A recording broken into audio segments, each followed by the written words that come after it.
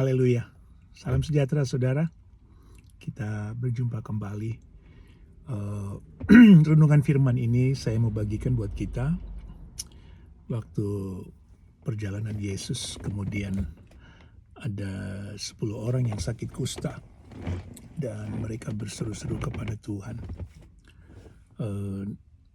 Dalam Lukas pasal 17 ayat yang ke-11. Dalam perjalanannya ke Yerusalem, Yesus menyusur perbatasan Samaria dan Galilea.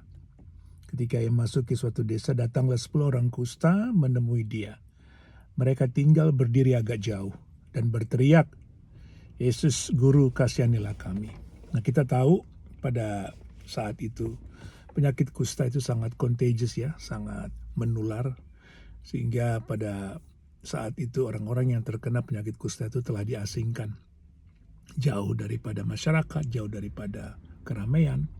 Itulah sebabnya mereka ketika melihat Yesus, ya, mereka dikatakan firman Tuhan, mereka tinggal berdiri agak jauh karena mereka mengenal dirinya, mereka sadar akan dirinya. Saya melihat bahwa poin pertama dalam hidup kita, seringkali kita tidak mengenal diri kita. Kita tidak menyadari siapa kita. Kita ini sebetulnya hanya debu dan tanah yang mendapatkan kasih karunia anugerah Tuhan dan diberikan kehidupan, mendapatkan bagian dalam rencana Tuhan dan bahkan diangkat menjadi orang-orang tebusannya dan menjadi anak-anaknya. Jadi 10 kusta ini yang pertama, mereka mengenal diri mereka. Ya, mereka menyadari siapa mereka. Artinya, mengenal dosa. Kusta juga berbicara tentang dosa. Saudara, pemulihan terjadi ketika kita menyadari dosa kita. Ketika kita berkata, "Tuhan, aku telah berbuat dosa. Baik yang aku sengaja maupun tidak aku sengaja. Aku telah menyakiti dia, aku telah merugikan dia. Aku tidak menganggap diriku benar." Ya, karena saudara, pembenaran itu tidak akan pernah membawa kita kepada restorasi Tuhan atau berkat-berkat Tuhan yang memulihkan hidup kita. Jadi perkataan mereka tinggal berdiri agak jauh itu menunjukkan bahwa mereka sadar bahwa mereka itu adalah orang-orang yang telah terasing oleh karena penyakit kusta itu.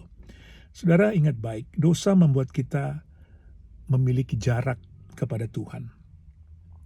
Dosa membuat kita menjadi berada di satu tempat yang tidak akan bisa kita seberangi sebuah jurang di depan kita untuk berada di seberang sana. Tidak ada jembatan apapun. Dan Yesus datang, dia membangun sebuah jembatan, itulah salib, supaya kita bisa datang kepada Allah. Haleluya. Nah, yang saya mau bagikan kepada saudara dan saya hari ini adalah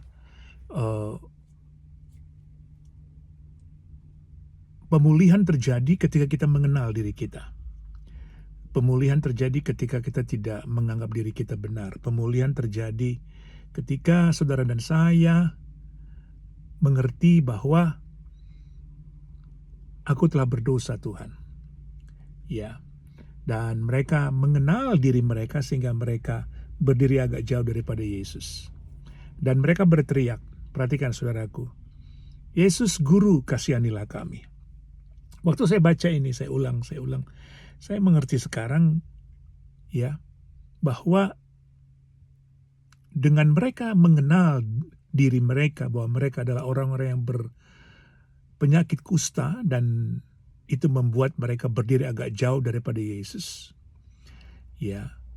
Mereka mengerti tidak hanya mereka adalah orang sakit kusta, tapi mereka mengerti bahwa sakit kusta itu sangat menjalar. Ya, so contagious. Jadi sangat menular. Nah, dosa juga seperti itu, saudara. Ya, dosa itu cepat sekali menular. Ya, dan sifat dosa itu adalah menularkan. Sifat dosa itu seperti penyakit kanker, saudara. Ya, cepat sekali menular, sangat ganas. Ya, dan mereka hanya berseru, "Yesus, Guru, kasihanilah kami." Yang saya heran adalah kenapa mereka tidak berseru, Yesus, Guru, sembuhkanlah kami. Atau Yesus, Guru, kasihanlah kami, sebab kami telah berpenyakit kusta ini. Ya, tidak ada yang bisa menyembuhkan kami selain Engkau. Tapi mereka hanya berkata, Yesus, Guru, kasihanilah kami. Saudara yang kasih dalam nama Tuhan, ini merupakan kunci bahwa kasih Tuhan itu nyata. Kasih Tuhan itu menutupi segala sesuatu dalam kehidupan kita. Kasih Tuhan itu melampaui sebuah kesembuhan sekalipun di dalam hidup kita. Ya, belas kasihan Tuhan itu menjadi jawaban. Dan mereka tahu persis bahwa Tuhan itu memiliki belas kasihan. Jadi, mereka tidak berkata bahwa Tuhan, sembuhkanlah kami. Ya. Jadi saya percaya bahwa Tuhan itu sudah tahu apa yang paling kita butuhkan dalam hidup ini. Ya, saudara. Ya. Ketika mereka berkata, Tuhan, Guru, kasihanilah kami. Ya, mereka tidak berkata, Tuhan, Guru, sembuhkanlah kami. Itu menunjukkan bahwa Yesus Tuhan tahu persis apa yang paling kita butuhkan. Ya, belas kasihan Tuhan, mereka berkata, kasihanilah kami. Belas kasihan Tuhan, saudara, itu nyata betul. Dia datang dari sorga, Tuhan mengambil rupa dan daging, darah, dan kehidupan manusia itu sendiri sama seperti saudara dan saya. Dan dia mati di kayu salib. Itu semua oleh karena belas kasihan Tuhan kepada kita bahwa tidak ada jalan lain dalam hidup kita. Akibat dosa akan membuat kita tidak hanya terasing, jauh daripada Tuhan, jauh daripada keselamatan.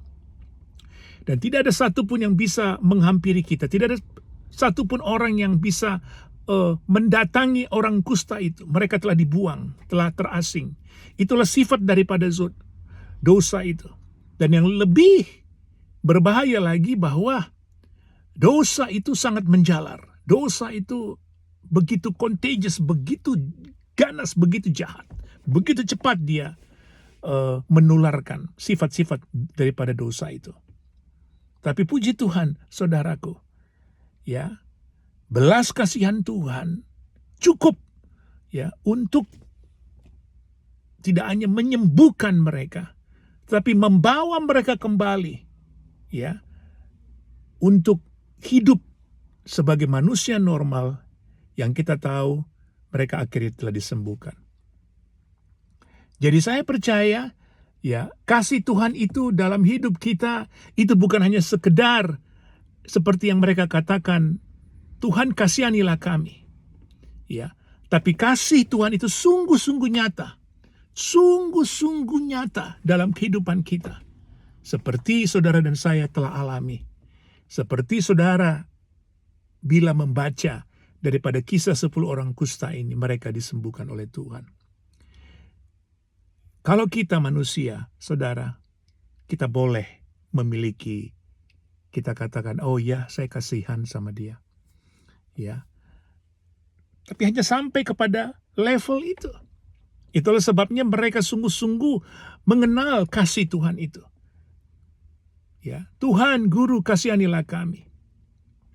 Ya, karena mereka tahu persis belas kasihan Tuhan itu sudah cukup dan pasti akan menyembuhkan mereka. Kebutuhan mereka paling penting saat itu adalah sebuah kesembuhan. Bukan hanya sekedar belas kasihan. Nah, kita manusia, apalagi kita orang Kristen, kebanyakan kita hanya berkata seperti itu. Iya ya, kasihan dia ya. Ya, tapi hanya sampai belas kasihan dan tidak ada tindakan apa-apa. Ya, ini harus menjadi sebagai satu pola ya, atau boleh saya katakan gaya hidup kita, lifestyle kita sebagai orang Kristen harus kita ubah, saudaraku. Jangan hanya sekedar sampai pada level atau kepada tingkat hanya sebagai belas kasihan, tapi kita tidak berbuat apa-apa. Kita, saudara dan saya, kita bisa berbelas kasihan kepada orang susah, kita bisa berbelas kasihan kepada orang yang dalam keadaan tidak punya apa-apa. Tapi apakah kita sanggup melakukan lebih daripada itu?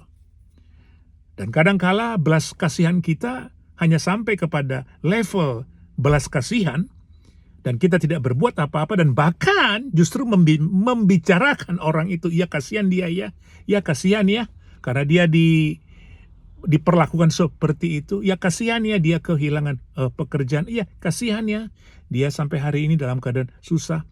Dan kita hanya membicarakan saja. Sehingga ini sering kali menjadi satu sifat daripada dosa, ya, bahwa belas kasihan kita itu tidak datang daripada hati kita, tapi hanya sekedar sebagai belas kasihan dalam pandangan sebagai manusia. Nah, saudara, ingat baik-baik, Tuhan peduli akan hidupmu. Amin.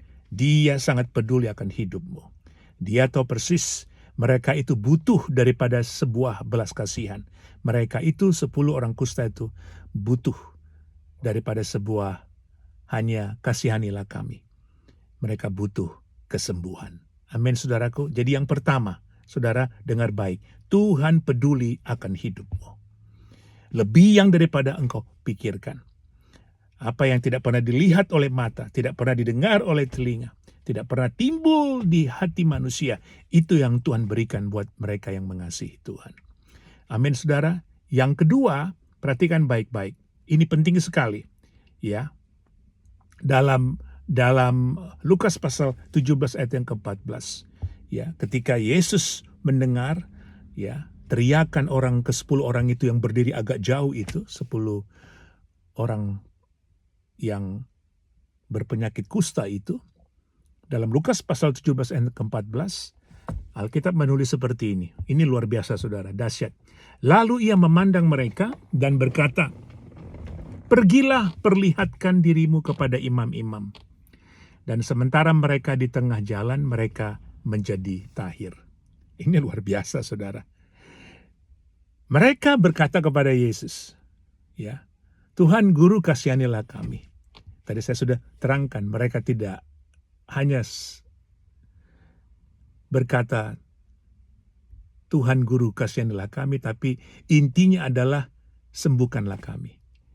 Kita tahu, Tuhan tahu, dan Tuhan peduli akan hidupmu.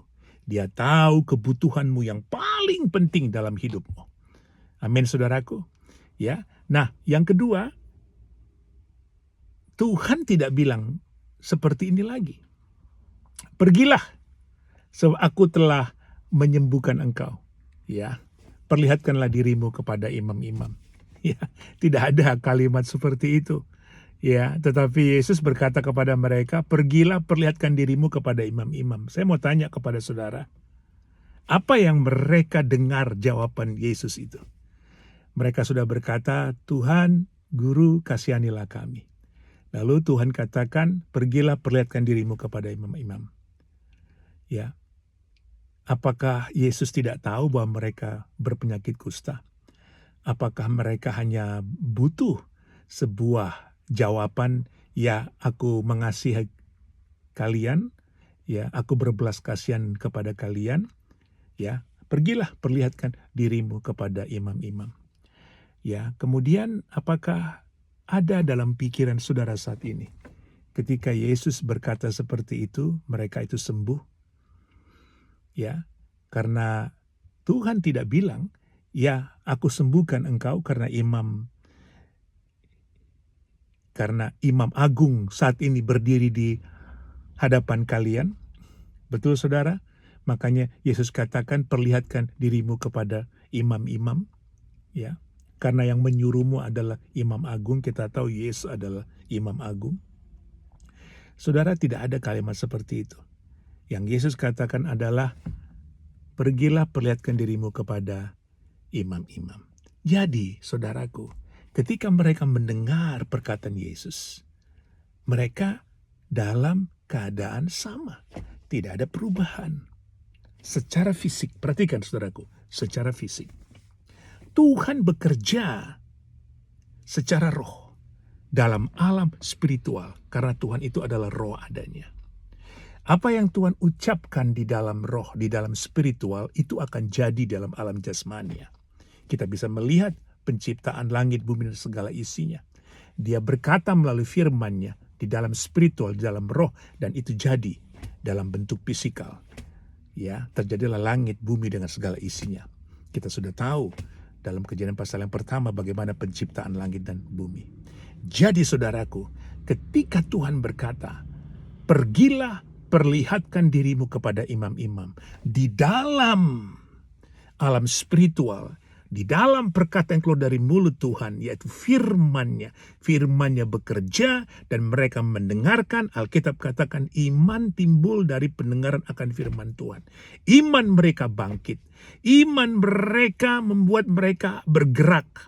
Iman mereka menyuruh mereka untuk segera berangkat menuju imam-imam.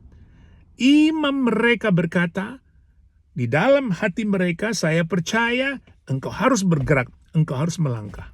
Meskipun saat ini engkau tidak melihat tanda-tanda apapun di dalam fisikmu, di dalam tubuh jasmanimu. Ya betul, engkau tetap berpenyakit kusta. Jadi saat itu mereka pergi meninggalkan tempat itu dalam keadaan sama. Secara fisik, perhatikan saudaraku, secara fisik. Kalau engkau mau melihat satu breakthrough, terobosan dalam hidupmu, engkau melihat mana iman itu melahirkan mujizat, iman itu melakukan sebuah tanda-tanda yang dahsyat dalam hidupmu, engkau harus melangkah. Meskipun secara fisik engkau belum melihat sesuatu apapun yang terjadi. Amin saudaraku. Ini penting. Itulah sebabnya kalau kita bisa melihat, ya, kenapa Yesus tidak berkata bahwa engkau telah menjadi sembuh, perlihatkan dirimu yang sudah sembuh itu kepada imam-imam.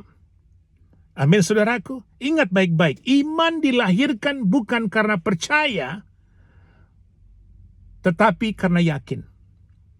Karena kalau saudara hanya percaya saja, dan engkau tidak yakin, engkau tidak akan mengalami mujizat. Engkau tidak akan mengalami bagaimana iman itu melahirkan sebuah rencana Allah atau mujizat yang dahsyat dalam hidupmu.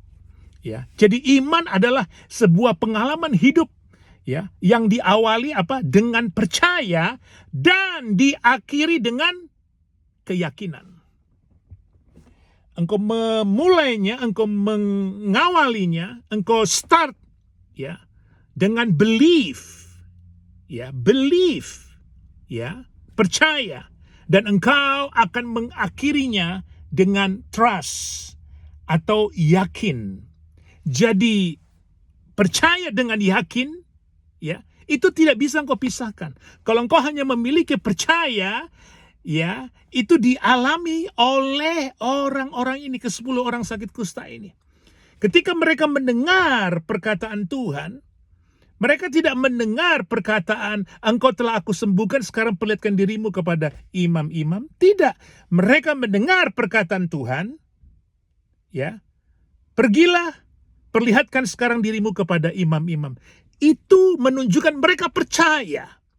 Mereka percaya bahwa perkataan yang keluar dari orang itu yang bernama Yesus, yang mereka lihat karena mereka berdiri agak jauh itu, mereka percaya bahwa perkataan yang keluar dari mulut orang itu, dari mulut Yesus yang adalah Tuhan, itu membangkitkan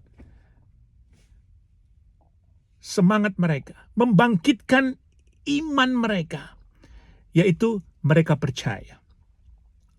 Dan apa yang terjadi saudaraku?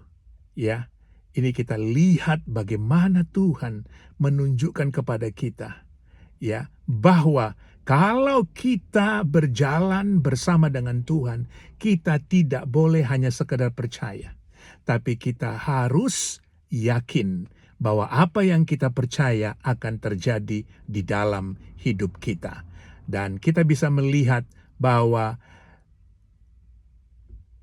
ketika, ya, seorang dari mereka ketika melihat bahwa ia telah sembuh, ya, ia kembali sambil memuliakan Allah dengan suara nyaring, dan dia berkata, tersungkur depan kaki Yesus dan mengucap syukur kepadanya. Orang itu adalah seorang Samaria.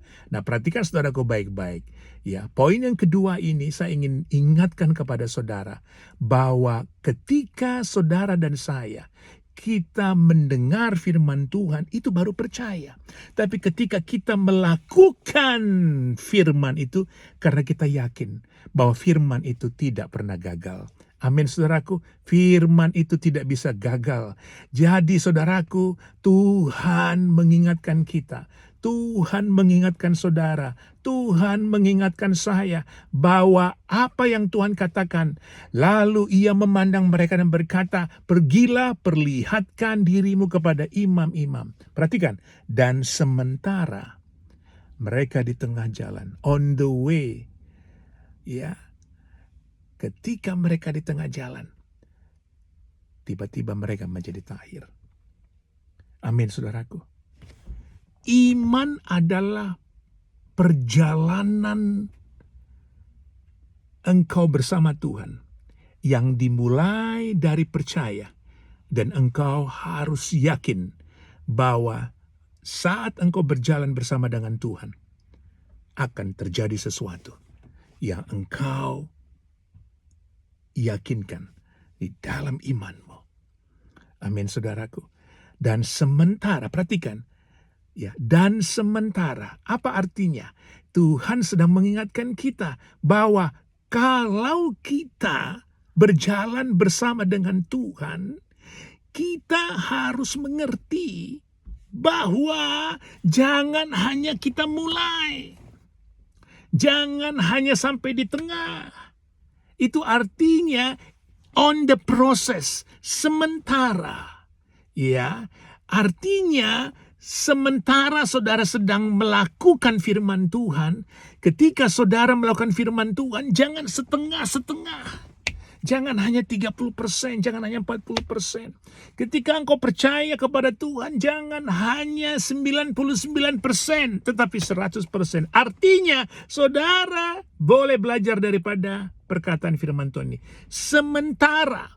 Jadi artinya on the process. Ketika engkau mendengar firman Tuhan, ketika engkau percaya kepada firman Tuhan, on the process, sementara engkau sedang gumuli, sementara engkau sedang memasuki masa-masa penantian itu, sementara engkau sedang melihat bahwa tantangan-tantangan itu datang dalam hidupmu, sementara datang godaan, sementara datang intimidasi, sementara datang banyak perkataan-perkataan yang membuat engkau lemah, sementara engkau sedang berdoa, tiba-tiba ada yang mengganggu engkau. Sementara engkau sedang fokus kepada Tuhan, tiba-tiba ada yang menghantam engkau. Sementara, saya katakan sementara, kalau engkau tetap yakin, engkau akan melihat mujizat. Amin. Engkau akan melihat mujizat. Ini telah dibuktikan. 10 orang sakit kusta itu, sementara mereka di tengah jalan, mereka menjadi tahir. Saudara, pada poin kedua ini, saya percaya, saudara dan saya, mungkin kita pernah mengalaminya, atau sudah mengalaminya. Poin yang ketiga, saudara, ingat baik, ini paling penting. Siapa yang engkau cari dalam hidupmu? Kesembuhankah? Atau dia yang membuat kesembuhan itu? Siapa yang engkau cari ketika engkau berkata, Tuhan berkati aku, atau engkau meminta, Tuhan, engkaulah sumber berkatku, engkaulah segalanya. Siapa yang engkau cari? Dia yang memberikan umur panjang, atau engkau mengejar umur panjang melalui engkau menjaga kesehatanmu, tapi engkau tidak mencari dia yang menjaga kesehatanmu. Ini kita belajar, saudara, penting sekali. Ini luar biasa. Tiba-tiba ketika mereka tadi dikatakan sementara dalam perjalanannya, ke-10 orang itu tiba-tiba menjadi tahir, artinya sembuh. 1 orang dari mereka ketika melihat bahwa ia telah sembuh, jadi artinya ke-10 orang itu mengalami sebuah pengalaman dan disaksikan satu sama lainnya, karena ada 10 orang. Jadi artinya, mereka mempunyai kesaksian satu sama lainnya, sesamanya. Ya, kalau kita katakan saja 10 itu dibagi 2-2, menjadi 5 grup lah. Jadi Dalam satu grup itu ada dua orang. Jadi satu sama lainnya mengalami kesembuhan, satu sama lainnya melihat dengan mata, kepala, telinga, mereka saksikan, betul kita telah sembuh. Jadi tidak ada yang bisa mengarang cerita. Jadi artinya mereka mengalami pengalaman itu, bagaimana Tuhan telah menyembuhkan mereka. Tetapi dari 10 orang itu, satu dari mereka ya meninggalkan yang ke-9. Yang 9 itu yang telah sembuh itu tetap berjalan menuju imam-imam. Kemudian yang satu orang, seorang dari mereka, ketika melihat bahwa ia telah sembuh, kembali sambil memuliakan Allah dengan suara nyaring. Perhatikan saudaraku, ini luar biasa. Dan orang itu adalah orang Samaria. Ingat baik-baik, orang Samaria tidak bergaul dengan orang Yahudi pada zaman itu, saudara. Orang Samaria dianggap kelas 2. Iya, orang Samaria itu mereka sangat-sangat dipencilkan dari ras, dari suku, ya. Dan mereka itu sungguh-sungguh merasa rendah diri. Karena itu mereka tidak bergaul dengan Yahudi. Demikian juga orang Yahudi tidak bergaul dengan orang Samaria. Tetapi satu orang yang telah disembuhkan itu meninggalkan yang ke-9 dan kembali kepada Yesus. Dia tersungkur depan kaki Yesus dan mengucap syukur kepadanya. Orang itu adalah seorang Samaria. Alkitab khusus menulis orang itu adalah orang Samaria. Lalu Yesus berkata seperti ini. Bukankah ke-10 orang tadi semua telah menjadi tahir? Lihat saudaraku, Tuhan tahu persis. Meskipun Tuhan tidak melihat karena mereka sudah berjalan jauh nih meninggalkan Yesus. Di tengah tadi perjalanan mereka sembuh. Dan Yesus tahu persis ke-10-10-nya telah disembuhkan. Dia tanya, di manakah yang 9 orang itu? Tidak adakah di antara mereka yang kembali untuk memuliakan Allah selain daripada orang asing ini? Lalu ia berkata kepada orang itu, berdirilah dan pergilah, imanmu telah menyelamatkan engkau. Perhatikan saudara, ini penting sekali untuk saudara dan saya.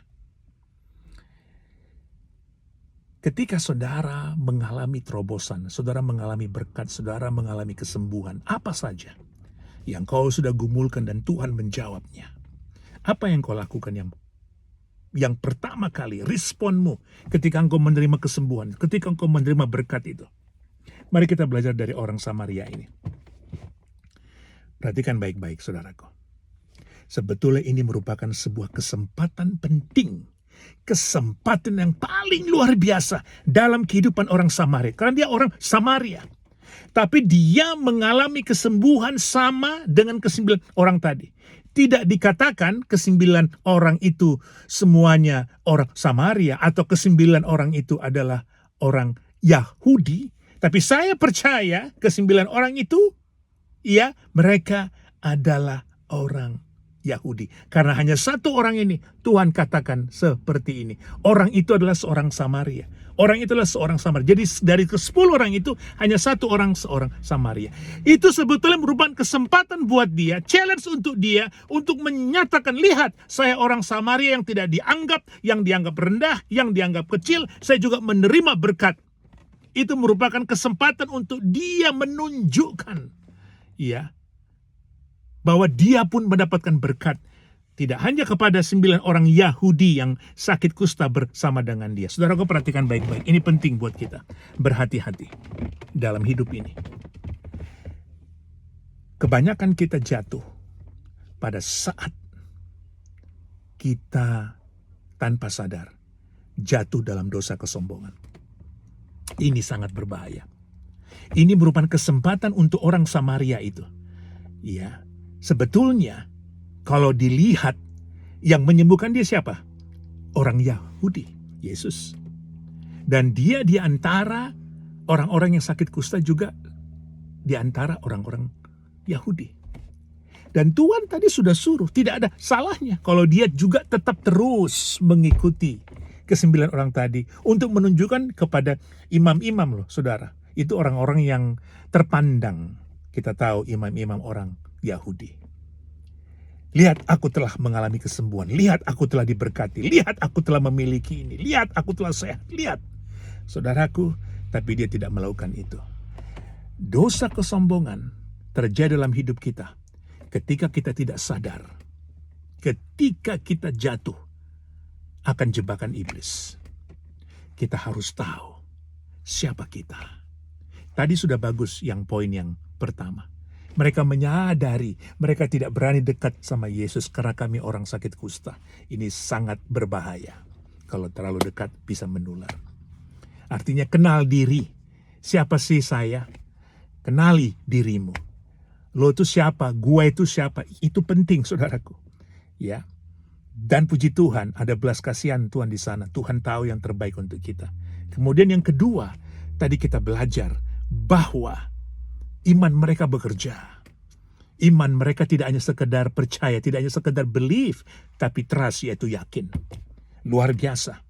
Tapi kebanyakan, makanya tadi saya katakan, kebanyakan kita jatuh pada poin yang ketiga ini. Berhati-hati, saudaraku. Memang secara fisik seperti itu. Ke-10 orang itu, secara fisik mereka telah sembuh. Secara fisik kita bisa sehat. Secara fisik kita bisa, boleh saya katakan, tidak kekurangan apa-apa. Kita punya ini, kita punya rumah, punya mobil, punya pekerjaan, punya uang, segala sesuatu punya. Tapi belum tentu kita punya hati yang rendah hati. Kita belum tentu punya, boleh saya katakan, kekayaan spiritual. Kesehatan secara spiritual. Apa yang dilakukan oleh orang Samaria ini? Dia tidak mempergunakan kesempatan itu untuk mempromosikan dirinya. Lihat nih, saya orang Samaria, orang yang tidak dipandang. Sekarang saya telah diberkati. Nah, saudaraku, banyak kita seperti itu. Ya, kesetiaan itu biasanya terjadi pada saat kita tidak punya apa-apa. Perhatikan, kesetiaan biasanya terjadi dalam hidup kita ketika kita tidak punya apa-apa. Tapi ketulusan belum tentu kita miliki ketika kita punya segala sesuatu. Itulah sebabnya orang yang tulus sudah pasti setia, saudara. Orang yang setia belum tentu tulus. Ini penting.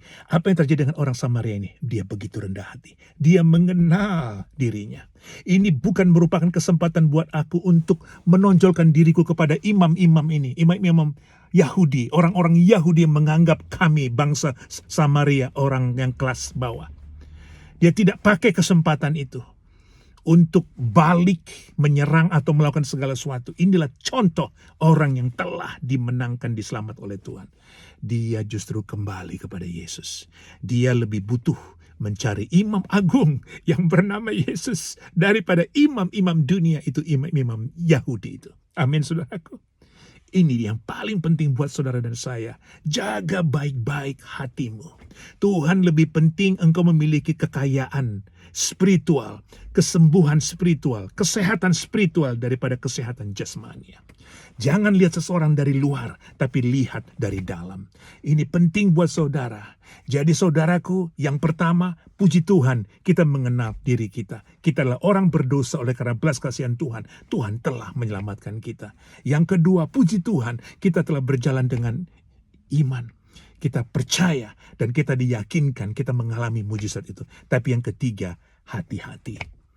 Kita harus jaga hati-hati. Tuhan katakan seperti ini kepada orang itu. Tidak adakah di antara mereka yang kembali untuk memuliakan Allah?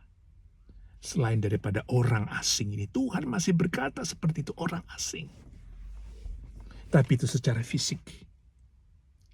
Secara rohani, dia adalah warga kerajaan Allah. Dia adalah anak Tuhan. Saudara, jadilah anak Tuhan yang benar. Tuhan memberkati engkau dimanapun engkau berada. We love you all. God bless you. Bye-bye now.